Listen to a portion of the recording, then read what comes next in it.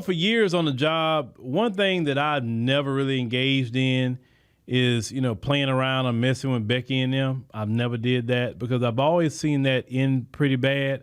And I want you to hear what this brother had to say what his experience was trying to play around with Becky on the job. About 25 years ago, I was working in the emergency room and I made a mistake.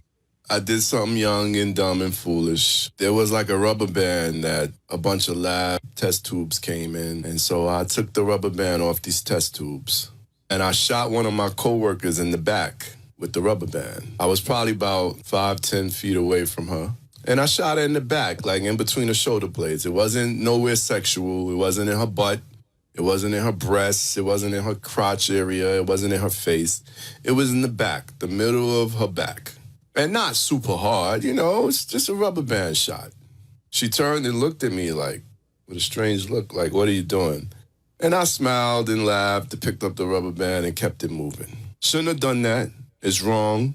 It's unprofessional. And I should have known better, but I did it. What happened next was I'm thinking everything cool because I was cool with a woman already. She was a white woman, and I was cool with her. I was cool with everybody. And I didn't think that it was that big of a deal. Like 5 minutes later, I get called into the office. And when I walk into the office, I see the unit director, I see the security guard, I see the charge nurse and one of the doctors with the woman that I shot in the back with the rubber band. The woman that I shot in the back with the rubber band had a thermometer in her mouth. She had a blood pressure cuff on. She had one of the nurses listening to her chest and her heartbeat with a stethoscope. And she had tears in her eyes and was wiping her nose with a tissue. I walked into this. Everybody in there is white, except for me. And they questioned me about what did I do to this woman. And so, I admitted what I did. And they explained to me how this was harmful and she felt threatened by this. And this is, an act of aggression that cannot be allowed in the workplace. And this was 25, 30 years ago when I was a young man, just getting my first years of work experience under my belt. And I remember apologizing and walking out that room saying, you know what, Mike? I am never touching a white woman again. So as you heard the story the brother told, it's about how, he was trying to play around and the white woman went told and all of that sort of thing. And they make the biggest deal about it. And I've seen so many brothers get in trouble. Let me tell you another thing I've seen them do over the years. They'll be messing with you. And then just one day to the next, they'll switch up on you. And then now they reporting you or it's a problem all of a sudden. Wait a minute, you were doing this to me. What are you talking about? Now all of a sudden it's a problem?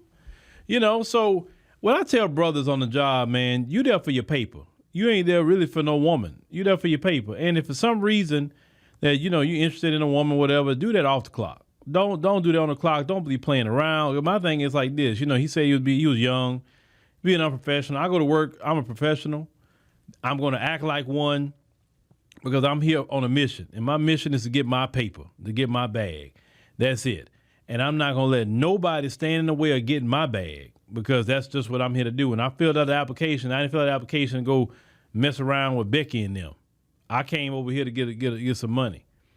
And, a lot of these younger, dudes today think that, things are different, with these little white girls, or they can, because they may be into hip hop, or you may see them wearing the same, Jordan slides and all the different things that they, that they do, that black people do today that they didn't used to do or whatever.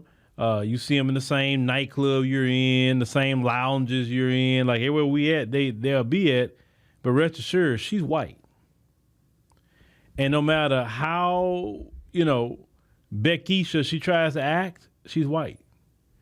And this society will always side with her over you. And as black men, we got to understand that.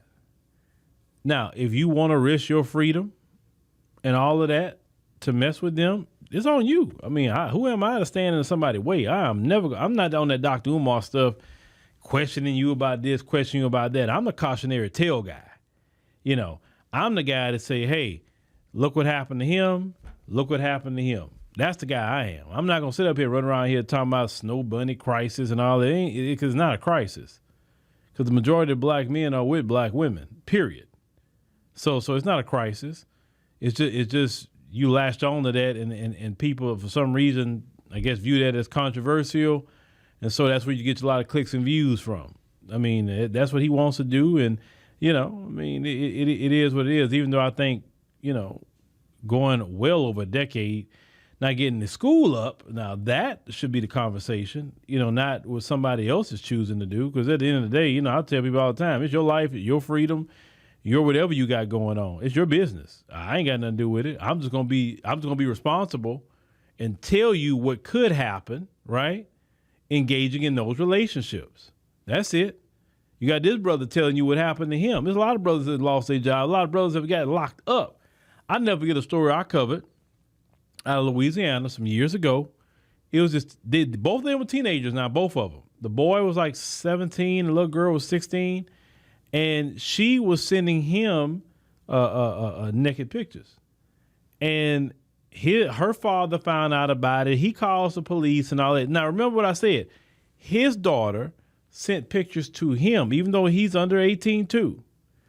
They put charges on the black boy for what pictures she sent to him, right? He didn't request the pictures. She sent the pictures to him. Of course, he reacted to it, but he didn't request that. She didn't get in no kind of trouble, a little white girl. But the black boy got charges for having child, you know what? I'm like, wait a minute, isn't he underage? Just like she was? You know what I'm saying? They'll do all kind of things to you as a young black man. So like, my thing is, I'm a firm believer in life this. If the juice isn't worth the squeeze, you don't go there. It's just that simple. You just don't. I mean, them females ain't got nothing that no other woman got. Trust me. You got to sit here and think, brothers. You got to think. But, you know, I never like to play my life like that. Now, some of you may think that, you know, whatever. Because this is what I've learned from a lot of black men who've dealt with them. They say something usually happens, and they end up saying something racist. Or their family end up saying something racist.